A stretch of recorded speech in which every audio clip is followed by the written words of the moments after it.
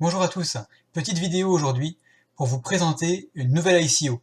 C'est l'ICO de StudentCoin, une nouvelle crypto-monnaie centrée sur les universités. J'ai découvert ce projet très récemment, mais je tenais quand même à faire une petite vidéo très rapide pour permettre à ceux d'entre vous que ça peut intéresser d'investir avant que ça soit fini. Je commence très rapidement par les personnes qui sont à l'origine du projet. Je ne me risquerai pas à prononcer leur nom parce qu'il y a pas mal de polonais. Leurs profils sont disponibles sur le site de l'ICO. Vous pourrez les découvrir si ça vous intéresse. Il y a les liens aussi vers leur page LinkedIn. Et surtout, ils sont déjà en partenariat avec plus de 500 universités à travers le monde. La liste complète est disponible aussi sur le site, et comme vous pouvez le voir, c'est assez conséquent. Alors ce projet, à quoi est-ce qu'il correspond? Bien sûr, ça sera une nouvelle crypto-monnaie, mais pourquoi est-ce qu'on a besoin de cette nouvelle crypto-monnaie? Le projet poursuit deux buts principaux.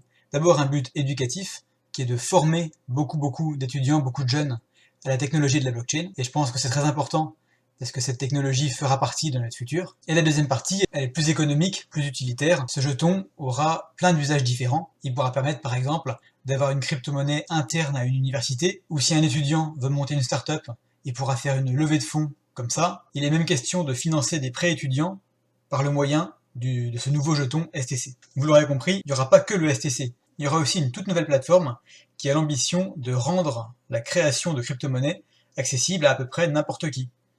Chaque étudiant pourra créer sa propre crypto-monnaie s'il en a envie. Et il y aura une plateforme d'échange où la valeur de référence sera le STC, ce sera la monnaie commune à tout le monde, un peu comme le Bitcoin pour le reste des crypto-monnaies. Et sur cette plateforme-là s'échangeront toutes les autres crypto-monnaies qui auront été inventées par tous les participants. En dehors de ça, le STC, lui, s'échangera sur des exchanges majeurs contre du Bitcoin, contre de l'Ether, comme on a déjà l'habitude. Enfin, pourquoi est-ce que moi j'y crois? Qu'est-ce qui m'a séduit dans ce projet-là? D'abord, j'aime bien l'idée. La blockchain, c'est quelque chose de technique, de très compliqué. On manque de développeurs blockchain à l'heure actuelle. Et là, ce que ce projet propose de faire, en fait, c'est de rendre cette partie très complexe accessible à presque n'importe qui. Donc en fait, pour toute personne qui a une idée intéressante, eh bien on vient retirer les difficultés techniques, et je pense que ça permettra à beaucoup de projets très intéressants de voir le jour. Ensuite, on en a déjà parlé, il y a déjà un gros réseau qui est établi, avec plus de 500 universités. Beaucoup de fonds ont déjà été levés, l'ICO n'est pas encore fini, mais il y a déjà pratiquement 16 millions de dollars qui ont été levés. Et d'un point de vue investisseur, je trouve que c'est pas trop mal fait. On voit ici qu'il n'y a que 8% des jetons qui sont alloués à l'équipe du projet, ce qui n'est pas énorme. Si dans un projet que vous étudiez, vous voyez que 80% des jetons vont au président, il y a un problème. Il y aura du staking qui sera mis en place avec des intérêts. Et puis potentiellement, c'est un projet qui parle à des millions et des millions de gens, des étudiants, et on va lever en fait la difficulté principale, qui est la compréhension de tout cet univers, avec donc cette nouvelle plateforme qui permettra le développement de nouvelles crypto-monnaies, même par des gens qui n'ont pas le bagage de programmation nécessaire habituellement. L'ICO se finit le 30 avril 2021, ou avant j'imagine s'ils ont fini de vendre tous leurs jetons. Et dernière chose que j'ai vraiment appréciée, c'est la simplicité pour investir dans cette ICO. Elle a été décomposée en phases, il y en a une centaine, on est déjà à la phase 95, donc dépêchez-vous si ça vous intéresse. Le prix augmente à chaque fois, mais un tout petit peu, c'est pratiquement négligeable. Chaque phase représente 500 000 dollars de levée de fonds, et vous pouvez payer de 3 façons différentes. Avec n'importe quelle crypto-monnaie que vous possédez déjà, directement en déposant de l'Ether, mais ça je vous le recommande pas parce qu'il y a des frais très importants, et encore plus pratique, vous n'avez même pas besoin de crypto-monnaie, vous pouvez aller directement sur carte de crédit.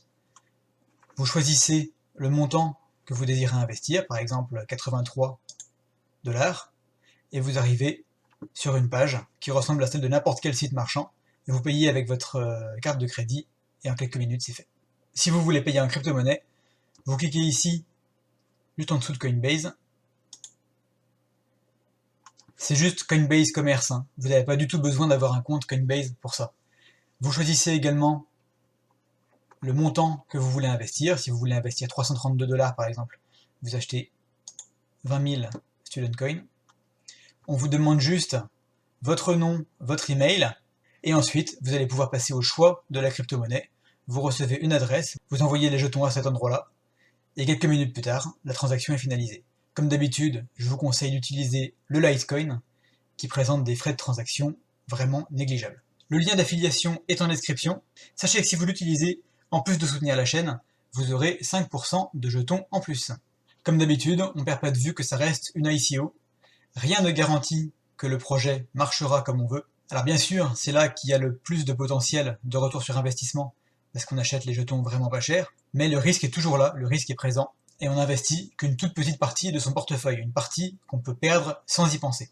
De toute façon, vous l'avez vu, il y a très peu de contraintes de ce côté-là, on peut investir des 16 $, je crois. Merci beaucoup pour votre attention, je continue à chercher des projets sympas comme ça, et quand j'en trouve un, je fais le maximum pour essayer d'en faire profiter ceux d'entre vous que ça intéresse. On se retrouve la semaine prochaine pour une nouvelle vidéo. D'ici là, n'oubliez pas, soyez prudents, mais restez curieux. À bientôt!